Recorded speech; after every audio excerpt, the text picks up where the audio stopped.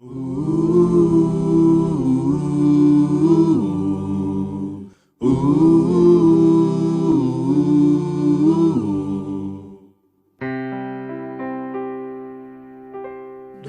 teu falar, ó Salvador, jamais vou duvidar em Alimento Diário, série Nossa Missão, a edificação do corpo de Cristo. Título do volume 4, Seja um canal da graça de Deus. Autor Pedro Dong. Título da semana 2, Habitação de Deus no Espírito. Sexta-feira, ler com oração João, capítulo 1, versículo 14. O Verbo se fez carne e habitou entre nós, cheio de graça e de verdade. E vimos a sua glória, glória como do unigênito do Pai. A sabedoria de Deus para nos salvar. Como vimos anteriormente, ao comer do fruto da árvore do conhecimento do bem e do mal, o pecado entrou no mundo e com ele a morte. O homem tornou-se carne e já não dependia mais de Deus. Para resolver tanto o problema da carne como do pecado, o Senhor veio em carne. O Verbo se fez carne e habitou entre nós, cheio de graça e de verdade, e vimos a sua glória, glória como do unigênito do Pai. João capítulo 1, versículo 14. Carne é um termo negativo, refere-se ao homem caído. Para que Deus pudesse salvar o homem dessa condição, ele enviou seu próprio Filho para se tornar carne. Entretanto, uma dúvida permanece. Se Jesus tomou sobre si a carne do pecado do homem caído, ele tem pecado? A Bíblia afirma que não. Sobre isso, leiamos Romanos. O que fora impossível à lei, no que estava enferma pela carne, isso fez Deus enviando o seu próprio Filho em semelhança de carne pecaminosa e no tocante ao pecado. Capítulo 8, versículo 3.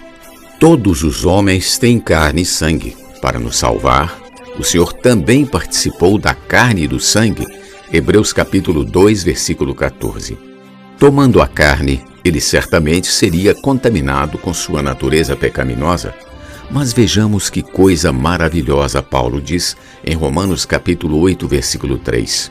Isso fez Deus enviando o seu próprio Filho em semelhança de carne pecaminosa. Note a expressão semelhança de carne pecaminosa nesse versículo. Vamos explicar isso com a ilustração da página anterior. Nela podemos ver uma circunferência que representa a carne do homem.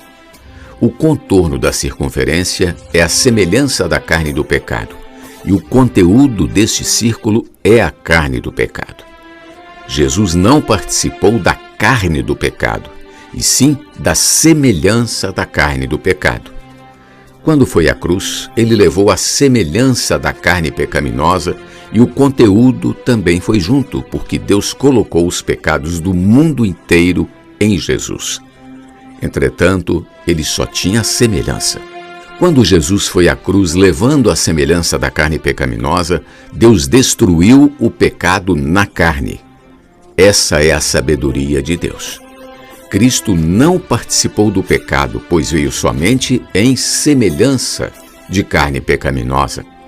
Porém, quando foi à cruz, Deus condenou na carne o pecado, a fim de que o preceito da lei se cumprisse em nós, que não andamos segundo a carne, mas segundo o Espírito.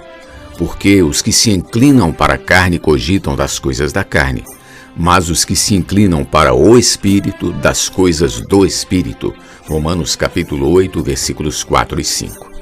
Os que se inclinam para a carne têm uma mente que cogita apenas das coisas carnais, mas quando temos uma mente renovada, cogitamos das coisas de Deus. Foi dessa forma que na carne Jesus aboliu a lei dos mandamentos na forma de ordenanças.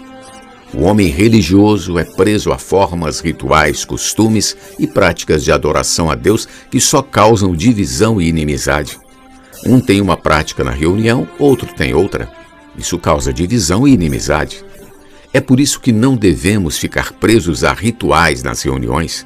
Deixemos o Espírito ter liberdade. Dos dois povos, judeus e gentios, Cristo criou o novo homem.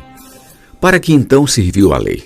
Paulo escreveu aos Gálatas: antes que viesse a fé, estávamos sob a tutela da lei e nela encerrados, para essa fé que de futuro haveria de revelar-se.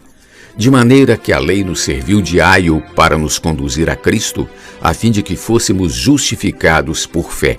Capítulo 3, versículos 23 e 24. Servir de aio significa servir como tutor, a fim de nos guardar enquanto ainda éramos crianças, quando não sabíamos para onde ir, nem discerníamos a direita da esquerda. Paulo prossegue dizendo que uma vez que a fé veio, já não permanecemos subordinados ao aio, pois todos vós sois filhos de Deus mediante a fé em Cristo Jesus, pois todos quantos fostes batizados em Cristo, de Cristo vos revestistes. Dessarte, não pode haver judeu nem grego, nem escravo nem liberto, nem homem nem mulher, porque todos vós sois um em Cristo Jesus.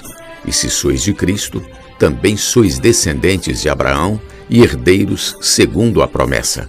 Gálatas capítulo 3, versículos do 25 ao 29.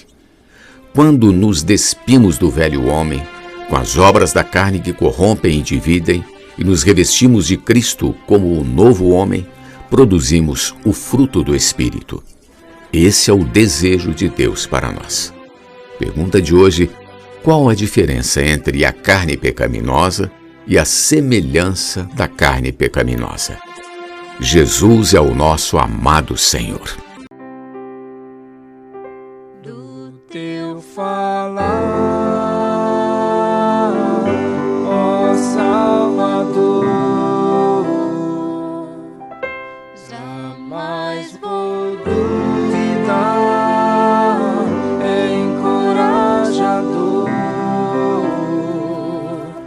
fiel me faz andar, faz tua glória eu ver, o mal vem derrotar.